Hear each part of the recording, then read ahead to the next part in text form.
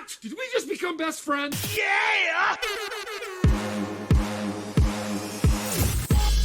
One is a t-shirt queen, and the other is an SEO and web developing ninja. And both of these squirrels are a little nuts. You're now listening to the More Gooder Ideas podcast, a show for the small business hustlers worldwide, encouraging you to be your most authentic self. This is the place where your whole story matters. Come for the tips and stay for the fun.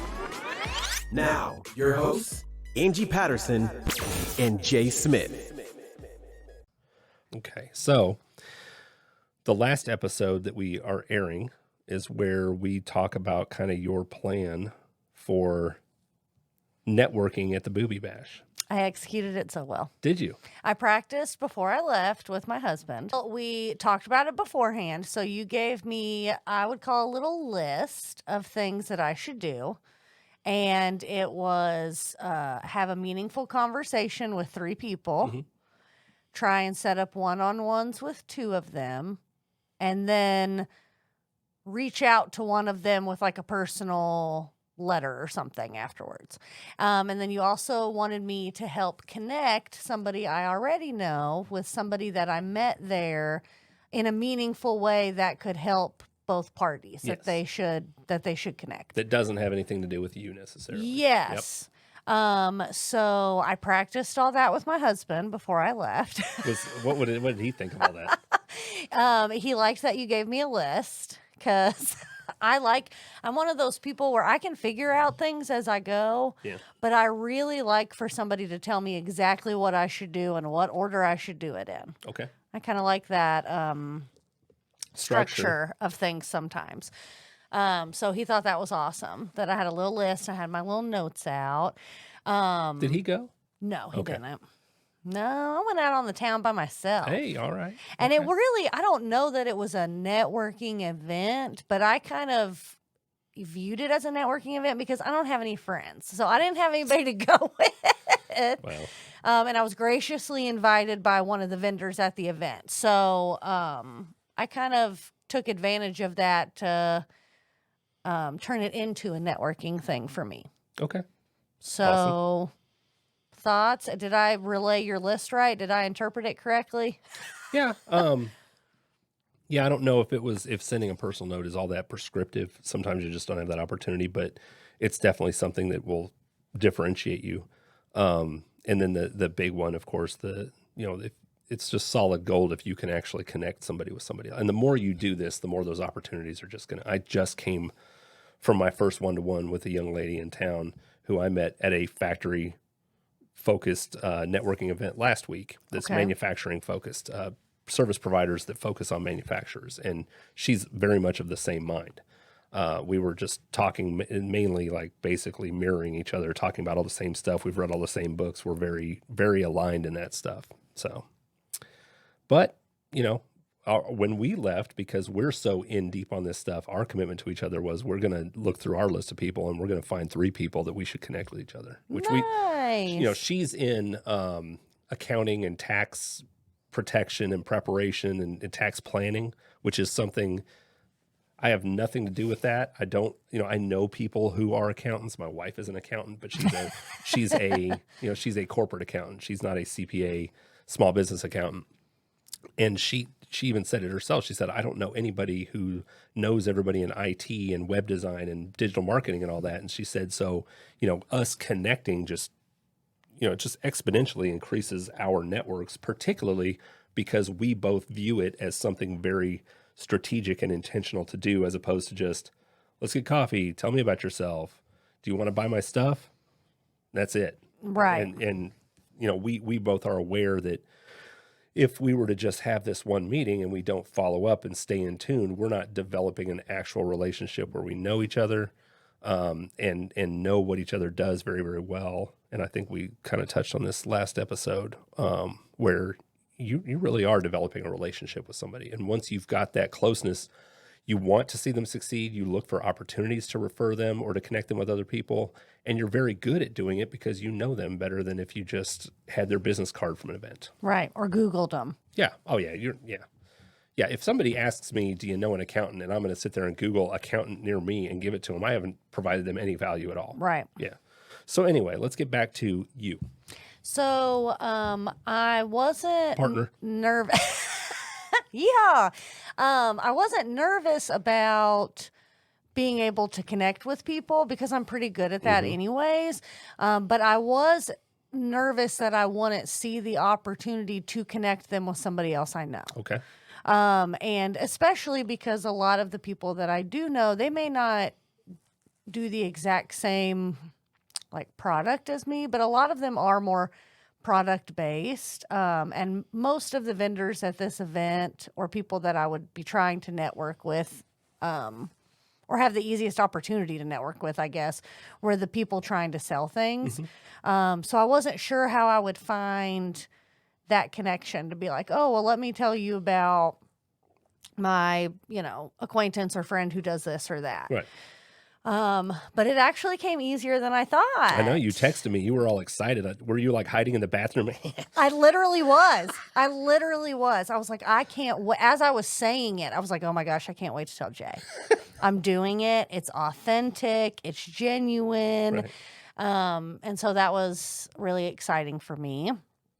But I found it pretty easy to connect with people because, like you said, if you go into it with a genuine interest in what somebody is doing, how they're doing it, the conversation comes naturally. Yeah. So, and it was different with each person I talked to. It wasn't oh, well, how did you make this or whatever. It wasn't the same thing over and over. It wasn't again. manufactured. Yeah. It was genuine. It's genuine curiosity. Yeah. And that's the tough hump people have to get over when they're learning this, thinking that it's a ABC 1, 2, 3, do this, because it's not. You really have to genuinely want to learn about someone else. Yeah. And then it becomes very easy. It's curiosity. And gosh, I can't remember where I read it recently.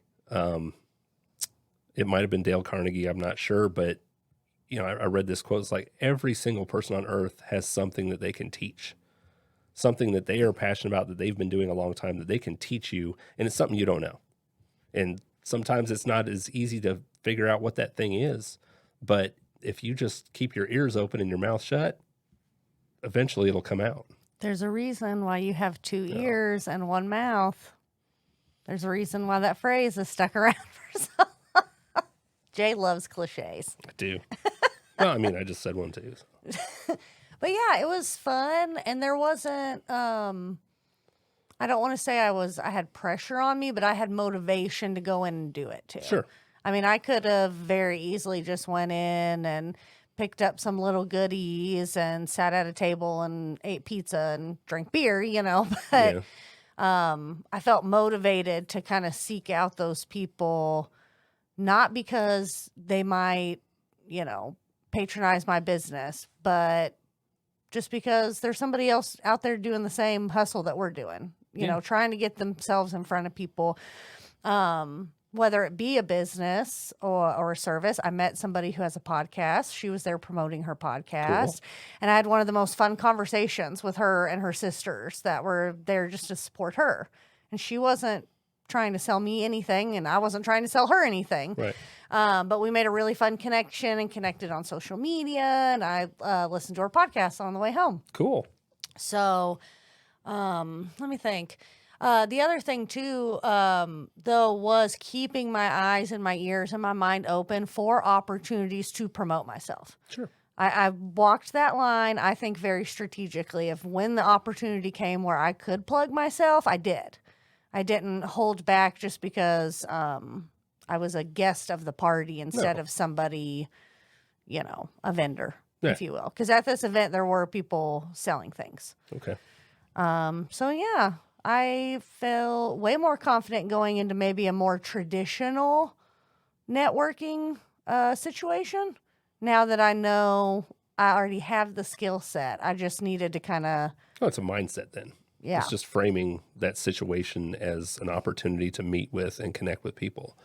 Did you happen to learn anything new in the course of having conversations with anybody there? Oh, yeah. One of the really interesting conversations... That sounded like that was a scripted question. But you had not heard that question until just now. I also have very few wrinkles on my brain, so I I have a lot of things to learn, so that was not hard. Okay. I talked to a lovely lady who I'm hoping will come on our podcast, and we can talk about that later. Okay. But she had crocheted items, and so I bought some little goodies for my babies. But we talked about how she actually makes a crochet pattern. Okay. That she has multiple streams of income, and one of them is the actual patterns, not just the finished products. And she didn't go like hugely in depth about it, but that was so interesting. Like, I don't have a mind like that, I guess, where you could visualize how to do something and then write instructions on how to make it for somebody else. Gotcha. That was really cool. There was a few different beauty tables that were doing different... Like skin products or? Yeah, there was a lady who does eyelashes there, but she uses like a different kind of method versus glue, which is what you typically do. You glue the hairs onto your eyelids. That. I just don't get it. It sounds horrifying. But that was fascinating to me, because I'm like, how do you even do that? Like, Right. That's great. And what are the benefits of that? Because last week, I hope you edited it out, but I had an incident with some glue on eyelashes. I couldn't edit it out. You're wearing one eyelash for the entire episode. Like, how am I going to edit that out? Just not show your face? So I told her about that. I'm like, if you need to use that as a horror story to get customers to come and use your services, that would be great. But it was, I don't necessarily go and get my eyelashes done every week, but it was still really interesting. Oh, I never heard of that. And then also I learned things just from their behaviors. Anytime you're around different kinds of salespeople, it was just really interesting, not just how they made things, but seeing them interacting with other customers besides me and being like, oh man, I should try that with my customers. I think that's really cool. And that's a good point.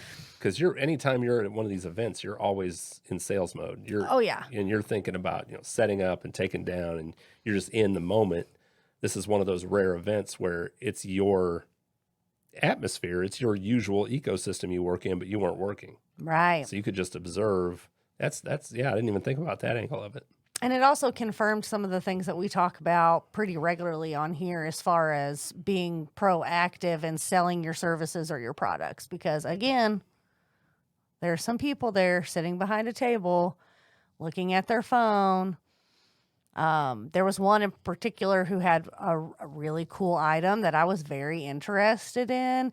And she was nice, but she didn't even stand up when I came. And I asked her some open-ended questions, and there was not much of a response. Very friendly. I mean, not ugly towards me at all, but just kind of like, well, let me keep looking.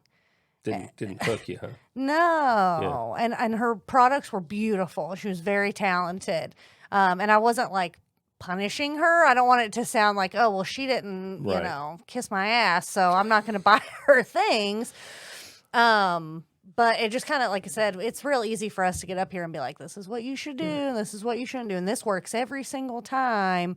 And turns out we were right, and you should listen to everything we say too. Okay. Did you find yourself needing to adjust your energy to match when you came across somebody, if they were maybe not as outgoing, not, maybe kind of reserved and not, kind of meeting them where they are rather than just being 100% you? If I did, I didn't notice it. Okay.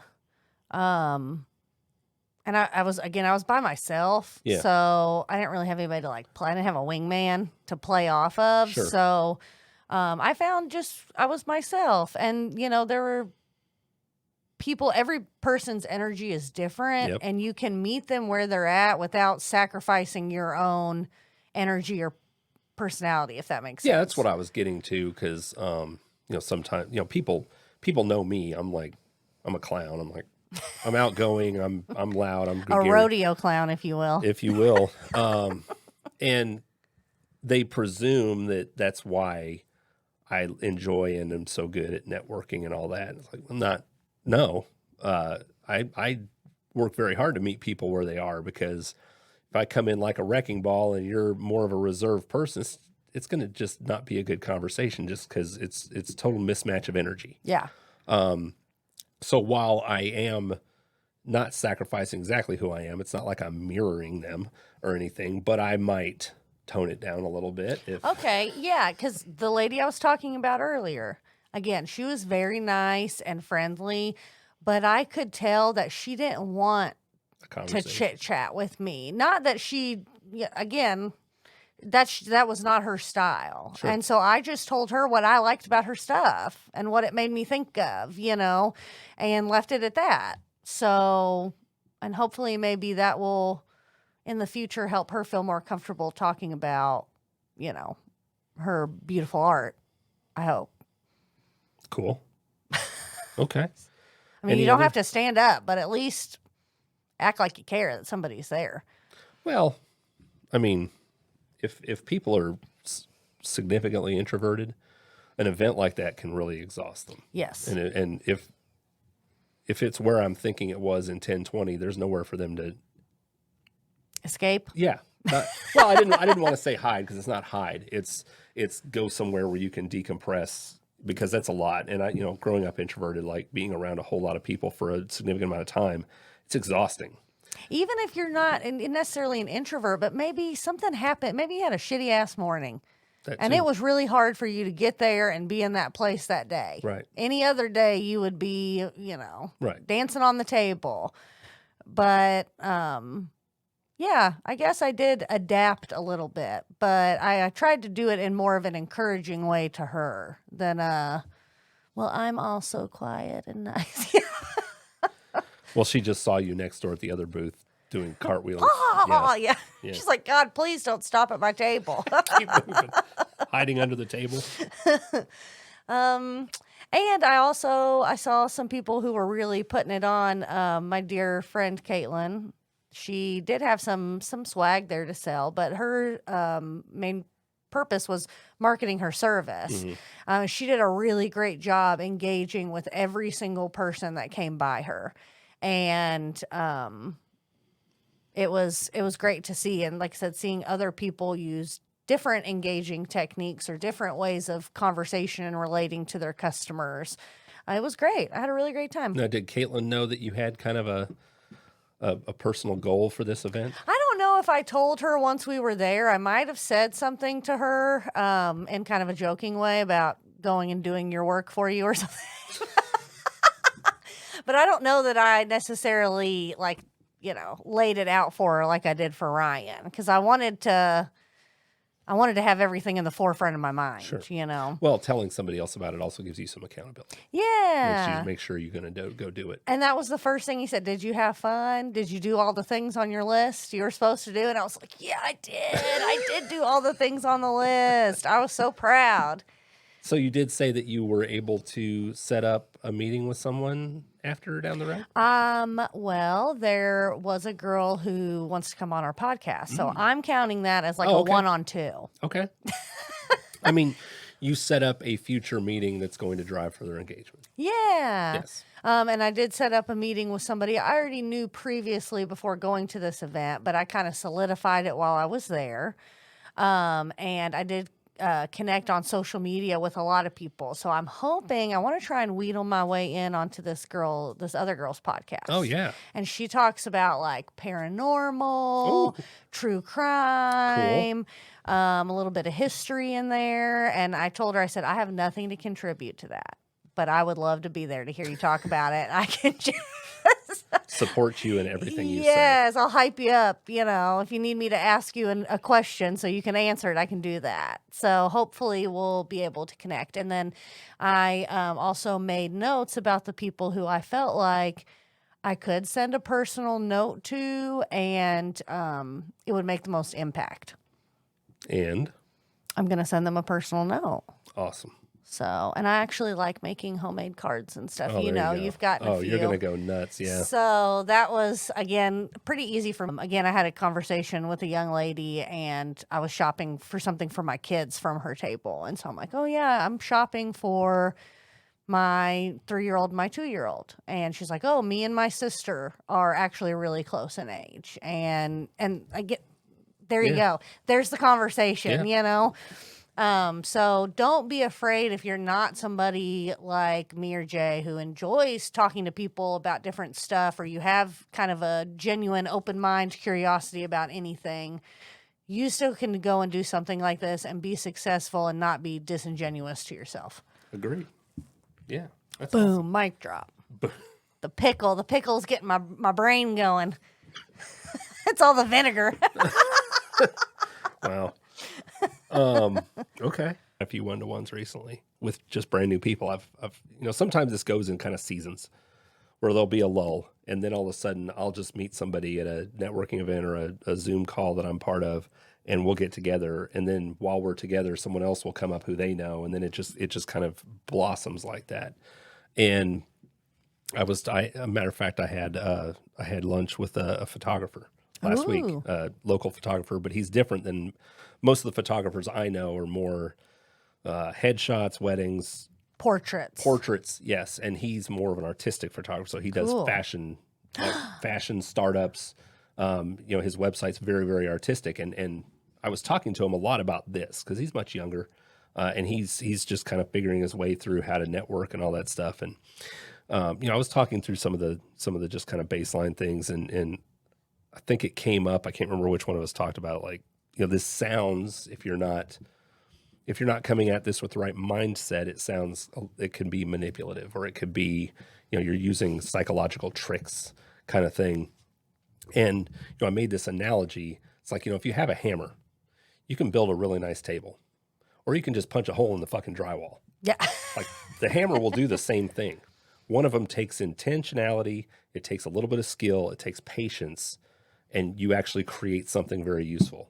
One of them is a lot easier. It's a lot quicker. Maybe more fun. It might be more fun in the moment, but all you've really accomplished is a hole in the wall that you now have to fix. You haven't really accomplished anything.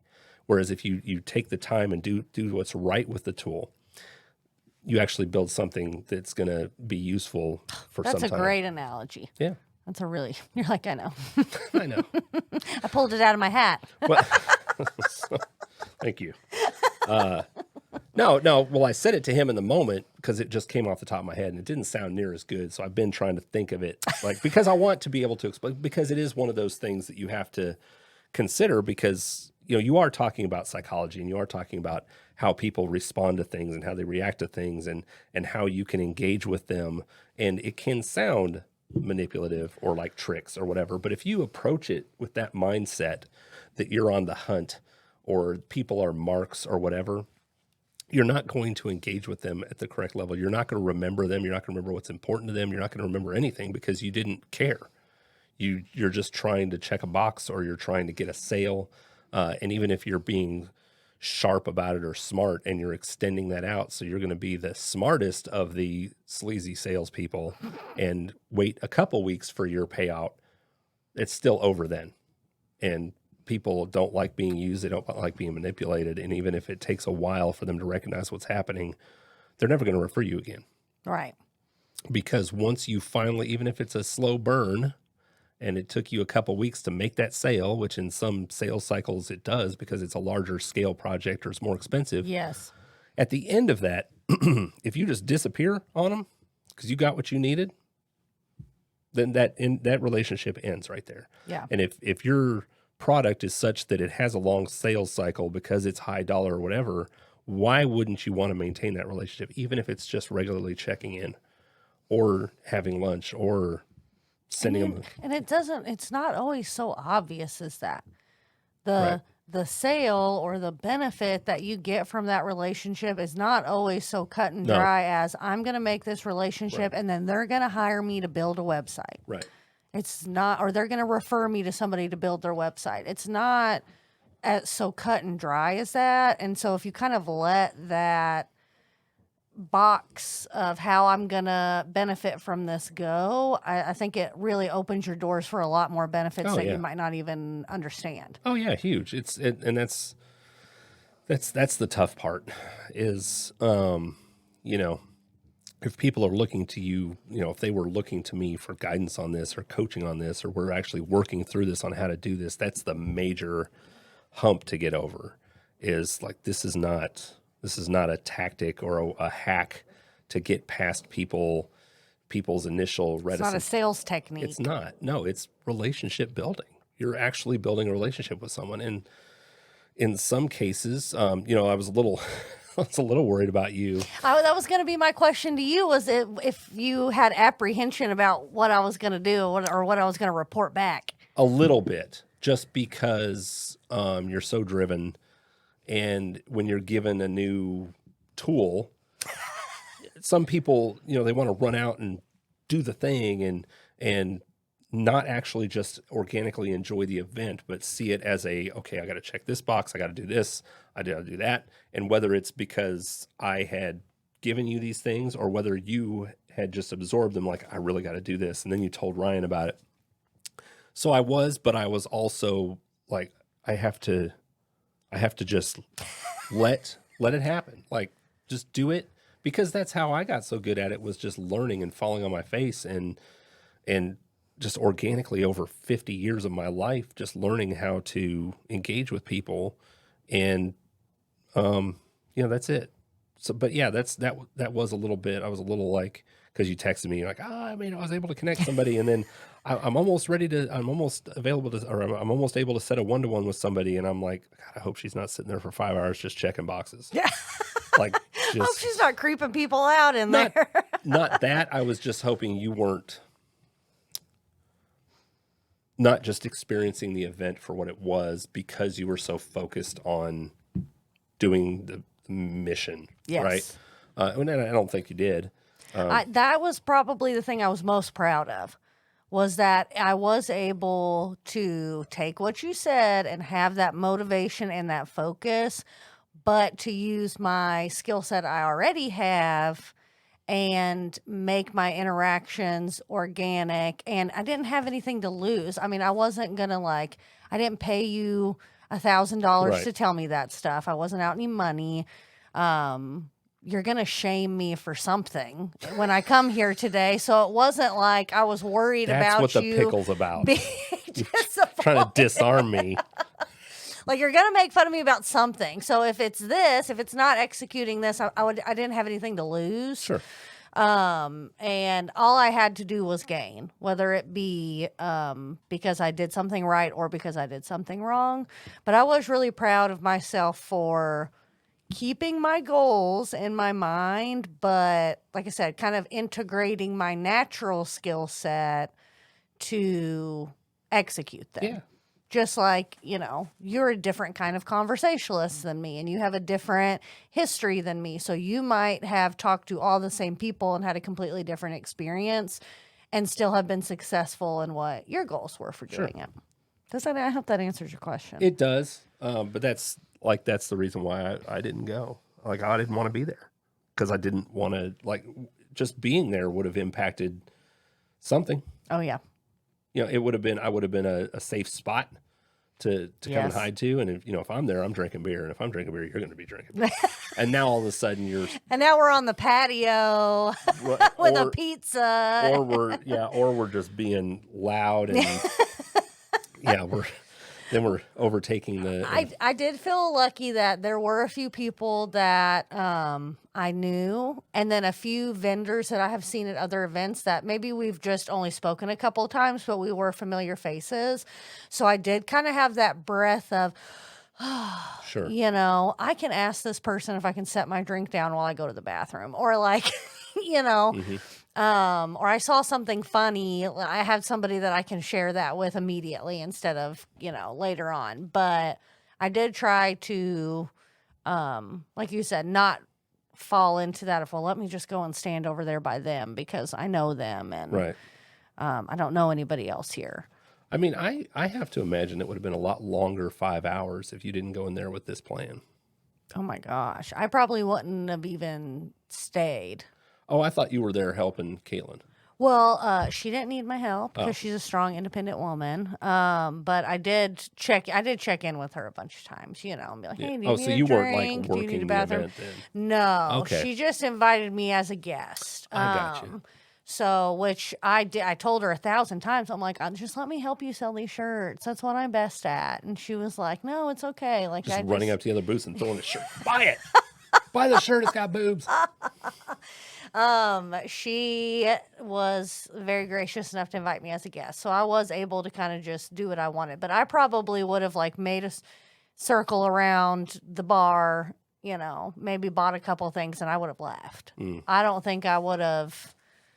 I probably would have still had some fun conversations and maybe connected with some people, but I wouldn't have I don't think I would have had as much fun because that's what was fun about it was talking to people and learning new things and seeing new things. So, well, and now awesome. you have bred familiarity with many people who, because you're going to see the same people at a lot of these events. We see a lot of the same people at Flea Off Market, and it's the same crowd.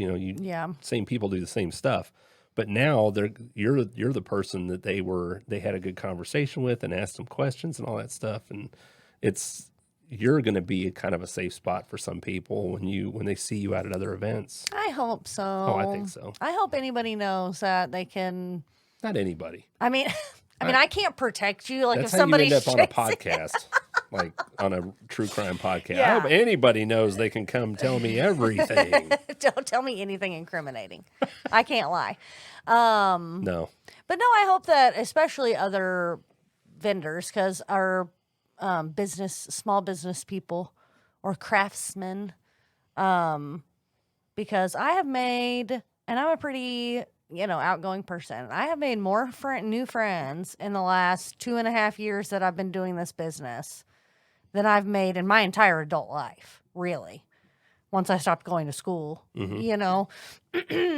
So, just in a personal way, it is really fulfilling to get, because you do find people that, like Caitlin, who we do have a business rapport, but now we've formed a friendship from it too. And so that's really rewarding to be able to say, she's not an acquaintance or a business partner, she's my friend. Right. But we also do try to help each other in our business aspects as well. Yeah. Well, and the more in-depth your friendship becomes, the more you understand entirely. And we're going to be filming a podcast episode at her studio soon.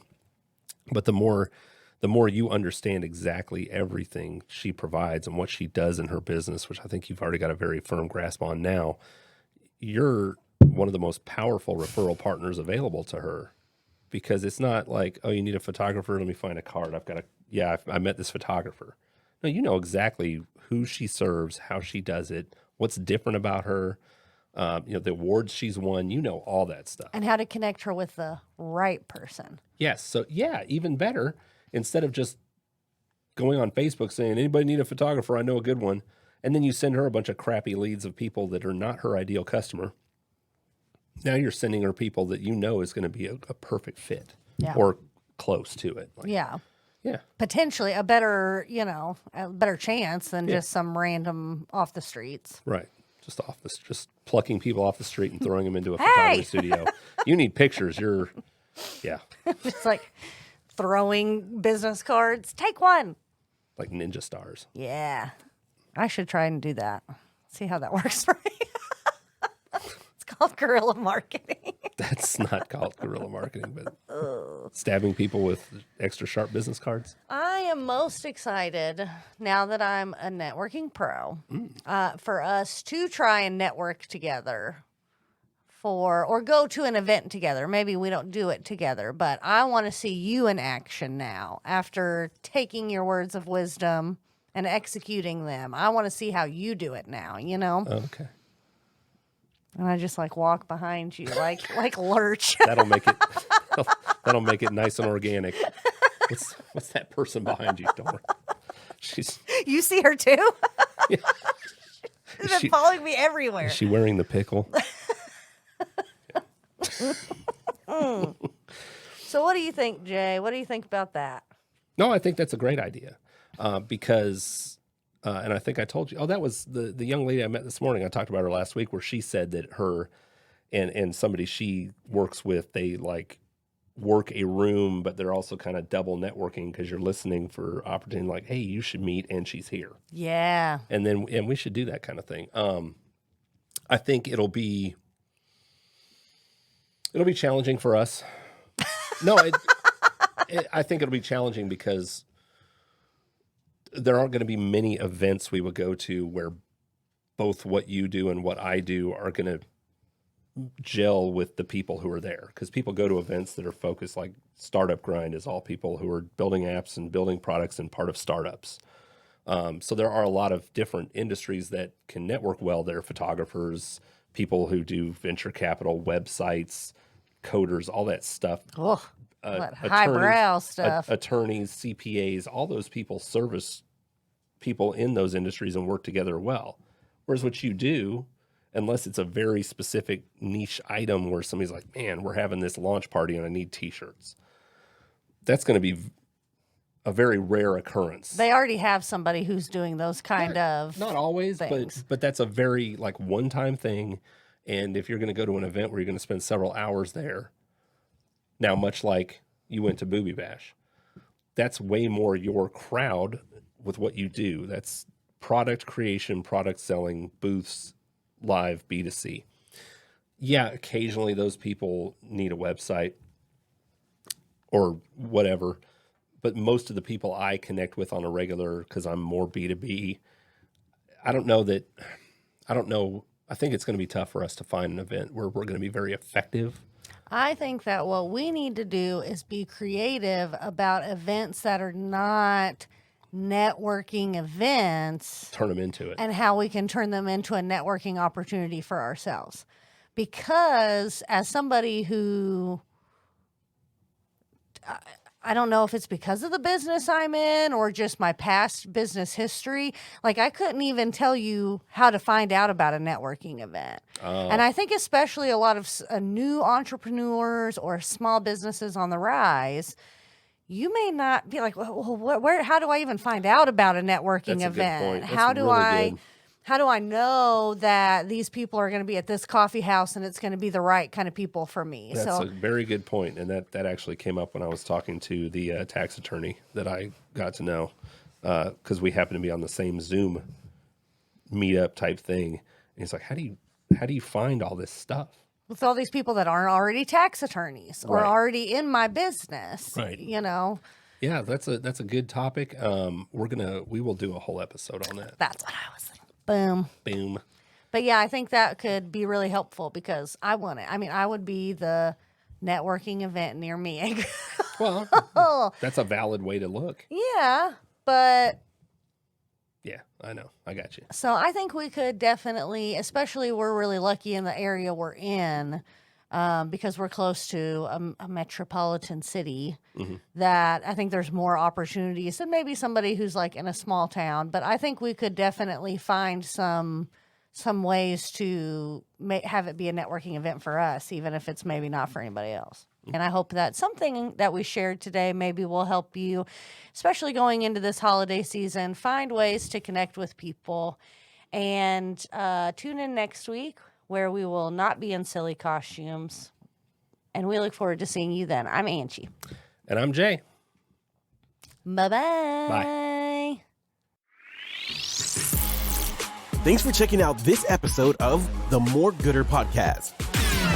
Make sure to follow us on Instagram and Twitter at More Gooder Ideas and search us up on Facebook, the More Gooder Ideas Podcast. And don't forget to like and subscribe on your favorite podcast platform so you never miss an episode.